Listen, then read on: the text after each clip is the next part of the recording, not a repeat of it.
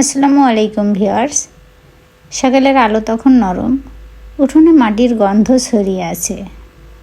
আজ রান্না হচ্ছে সেই পুরনো দিনের মতো তেলাকুচু পাতা আর ছোট চিংড়ির ভর্তা। নাম শুনলেই মনে হয় তিতে একটা গল্প আছে, কিন্তু গল্পের শেষে থাকে মিষ্টি স্বাদ। আর আজ আমি দেখাবো তেলাকুচু পাতার মজার একটা রেসিপি। এর জন্য আমি কিছু তেলাকুচু পাতা নিয়ে নিয়েছি। আর এই তেলাকুচু পাতা অনেক উপকারী একটা পাতা। এটা রক্ত শর্করা নিয়ন্ত্রণ করে, হজম শক্তি বাড়ায়, হাড় মজবুত করে, ত্বক ও চুলের উপকারী, দৃষ্টিশক্তি ভালো রাখে। আমি প্রথমে কিছু তেলাকুচু পাতা ধুয়ে পানি ঝরাতে দিয়েছি। এবার চুলায় একটা ফ্রাই প্যান বসিয়ে তাতে দিয়ে দিলাম সরিষার তেল। তেলটা গরম হয়ে এলে আমি এর মধ্যে দিয়ে দিচ্ছি পেঁয়াজ কুচি। পেঁয়াজ কুচিগুলো আমি ভালোভাবে ভেজে বাদামি রঙের করে নিব। এখন এর মধ্যে দিয়ে দিচ্ছি কয়েক রসুন।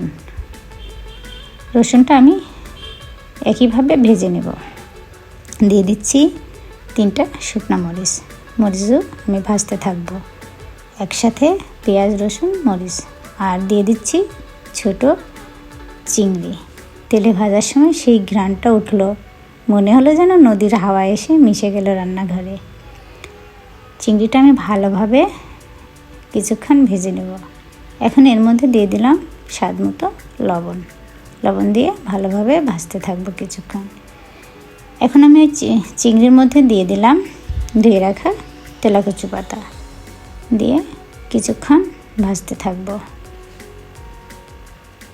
পাতাটা তেলে গলে নরম হয়ে এলো, তাতে নেড়েচেড়ে মিশে গেল চিংড়ির ঘ্রাণ। বন্ধুরা দেখতে পাচ্ছ আমার পাতাটা এভাবে ভাজা হয়ে নরম হয়ে এলো। এখন দিয়ে দিলাম ধনিয়া পাতা। এটা দিয়ে আমি কিছুক্ষণ নাড়াচাড়া করব। ধনিয়া পাতাটা নরম হয়ে এলে আমি এর মধ্যে দিয়ে দিব একটু কালো জিরা। কালো জিরা দিয়ে আবার নেড়ে চেড়ে নেব।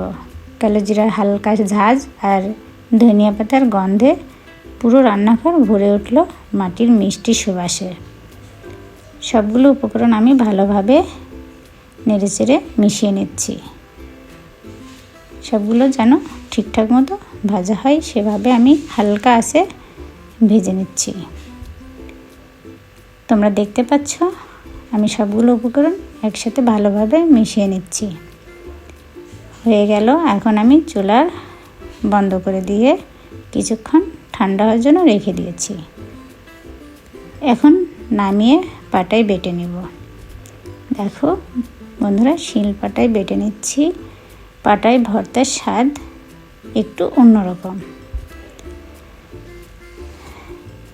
সব একসাথে মিশে গেল পাতার তেতোভাব আর ভালোবাসার স্বাদ।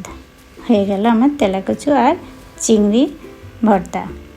যদি ভালো লাগে এই রান্নাটা, তাহলে আমার চ্যানেলটা সাবস্ক্রাইব করে পাশে থেকো। আর তোমরাও বাড়িতে তৈরি করে খেয়ে দেখো কেমন হলো বন্ধুরা। ভালো লাগলে কমেন্টস করে জানিও। আল্লাহ হাফেজ।